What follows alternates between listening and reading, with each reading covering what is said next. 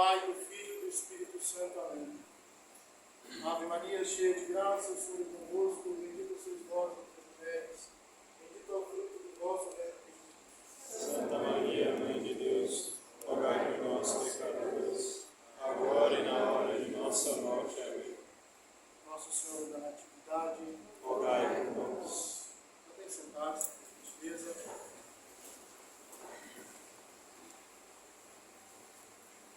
Essas pessoas que quiserem ouvir o seu irmão, para se chegarem mais para dentro da igreja, por gentileza. E quero saudar com muita satisfação pela honra da presença do reverendo padre Jubilei Afonso, também do seminarista do Instituto Bom Pastor Pedro Aziz. Muito obrigado por estarem aqui hoje, honrando Nossa Senhora e honrando também esta comunidade deste apostolado. Um dia muito especial, de fato, pois nós estamos celebrando o Natal da Santíssima Virgem, o aniversário de nossa Mãe espiritual, Mãe de toda a Igreja, Mãe de todos os membros do corpo místico de nosso Senhor Jesus Cristo. Nesse 8 de setembro, celebremos com alegria a aurora da salvação, o nascimento da Santíssima Virgem, da qual nasceu o sol da justiça, Jesus Cristo, nosso Senhor. A natividade de Nossa Senhora é o prelúdio do Natal do menino Deus, porque com a sua vinda ao mundo começa a concretizar de fato o projeto de Deus Pai para a encarnação do seu Filho. Passo a passo, as coisas vão se dando e Deus vai realizando, pela própria obra da criação, de uma criatura tão especial, algo futuro muito maior iria acontecer. Aquela Virgem da cidade de Nazaré, o Altíssimo prepara aquela que será a sua própria mãe. A Virgem Imaculada prenuncia a chegada do Filho de Deus, que as antigas promessas da salvação da humanidade agora vão se converter em história, em fato. Por isso, quando nós contemplamos a grandiosidade de Nossa Senhora, se deve a esta verdade. Ela de fato foi uma criatura que Deus escolheu para ser mãe do seu Filho único. O profeta Miqueias quis dar ênfase à sua profecia sobre isto, dizendo: aquela que há de dar à luz, indicando o tempo do seu parto como o início de uma nova era. De Belém, Efratá, tão pequena entre os clãs de Judá, é de ti que sairá para mim aquele que é chamado a governar Israel. Assim, o nascimento de nosso Senhor lá na cidade de Belém começará então a era da salvação messiânica. A natividade de Nossa Senhora, pois, também, além da aurora da salvação, é a aurora da redenção, pois o seu nascimento projeta uma luz sobre toda a humanidade, luz de inocência, de pureza, de graça percussora, de uma grande luz que inundará a terra quando aparecer Cristo Jesus, luz do mundo. A Virgem Santíssima, preservada da mancha do pecado original, cheia da graça e em previsão dos merecimentos de Cristo, não só anuncia que a nossa redenção está próxima, mas também leva em si mesma suas primícias, como a primeira a ser redimida pelo Filho de Deus. A Imaculada Conceição de Nossa Senhora é a primeira flor nascida antecipadamente no mistério pascal que alegra o mundo e atrai as complacências de Deus Altíssimo. Depois do nascimento de nosso Senhor, nenhum outro nascimento foi tão importante aos olhos de Deus e tão precioso para o bem de toda a humanidade como o nascimento da Santíssima Virgem. Contudo, esse nascimento passou despercebido pelos homens. Não há um livro de história sequer que venha falar desta que nasceu como a mais perfeita das criaturas. Ninguém o registrou. Nada dizem acerca desse nascimento nas Sagradas Escrituras. A origem de Nossa Senhora começou no silêncio. E no silêncio ela permaneceu por toda a sua vida. Sua natividade, apesar de ser um evento grandiosíssimo, é paradoxalmente envolto na mais profunda humildade.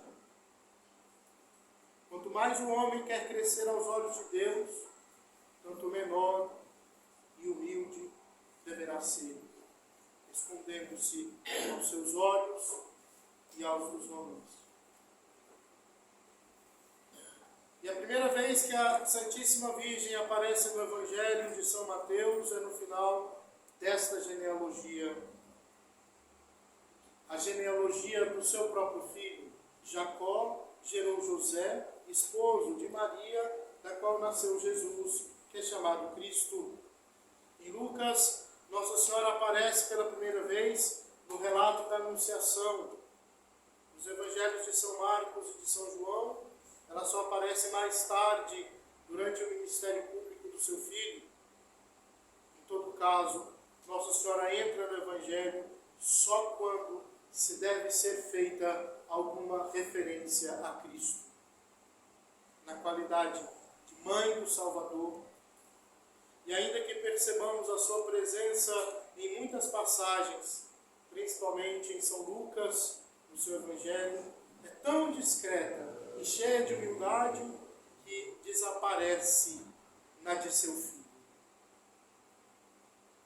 A vida de Nossa Senhora confunde-se e perde-se na de Jesus, pois ela viveu verdadeiramente escondida com Cristo em Deus, como a epístola de São Paulo aos Colossenses nos diz.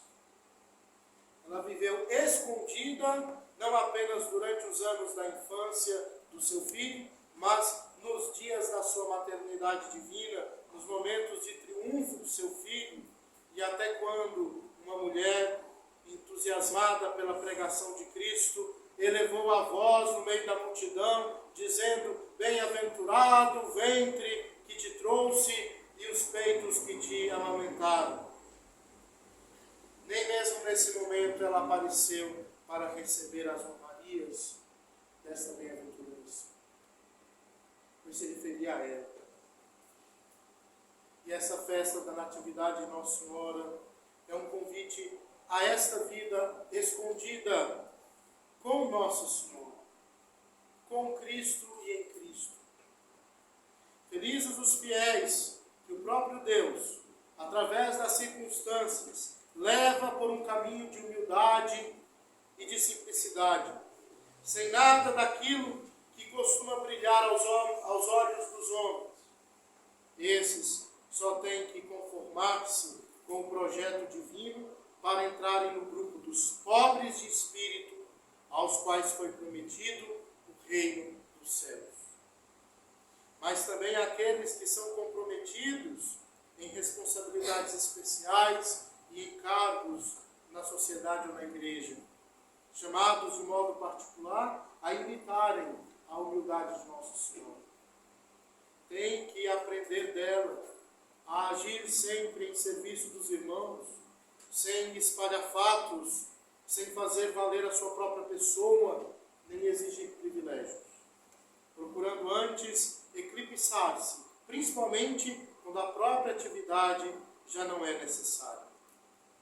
Quem aspirar a imitar a Virgem Maria tem que procurar esconder-se à sombra de Deus, convicto de concedido fazer algum bem, isso é dom de Deus que se deve orientar para o bem comum e para a glória do Altíssimo. Termino esse sermão reproduzindo aqui e pedindo que os senhores rezem comigo mentalmente uma oração de uma grande carmelita, pedindo que possamos honrar Nossa Senhora com esta breve e singela oração. Que nobre, grande e glorioso foi o teu nascimento, ó bem-aventurada Virgem Maria. Que abundância de graças derrama nesse dia sobre a tua cabeça, Deus Pai. Veja o Verbo Eterno vir Ele mesmo, consagrar o seu tabernáculo e enriquecê-lo com tesouros celestes, com uma generosidade sem limites, porque quer, ó ditosa menina, aurora da nossa redenção, quer que nasças, digna dele, e sintas o dom imenso de ter um filho, que ao mesmo tempo que filho é autor do teu nascimento.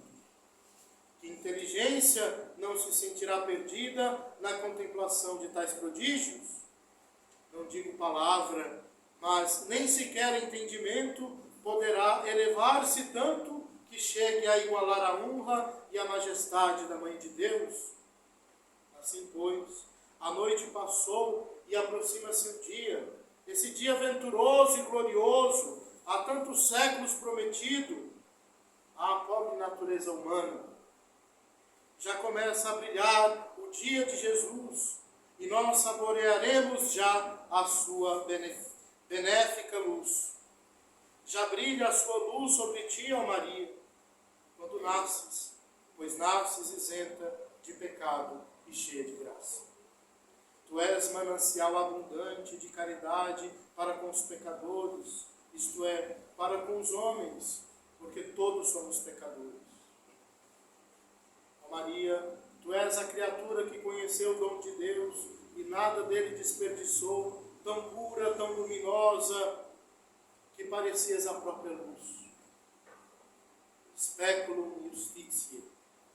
A tua vida foi tão simples, tão absorta em Deus, que pouco se pode dizer dela. Virgo fidelis. És a Virgem fiel, a que conservavas todas as coisas no teu coração. Sentias-te tão humilde e permanecias tão recolhida diante de Deus, no santuário da tua alma, que atraístes as complacências da Santíssima Trindade. Porque pôs os olhos na humildade da sua escrava, por isso me chamarão bem-aventurada todas as gerações. O Pai, ao contemplar-te tão bela, tão ignorante da sua formosura, determinou que fosses no tempo a mãe daquele de quem ele é o Pai na eternidade.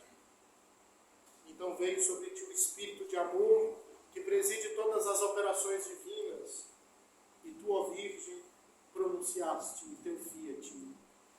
Eis a escrava do Senhor, faça-se em mim segundo a tua palavra.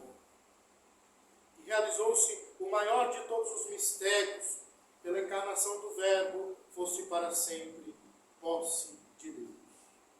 Assim seja. Amém. Rogai por nós, Santa Mãe de Deus,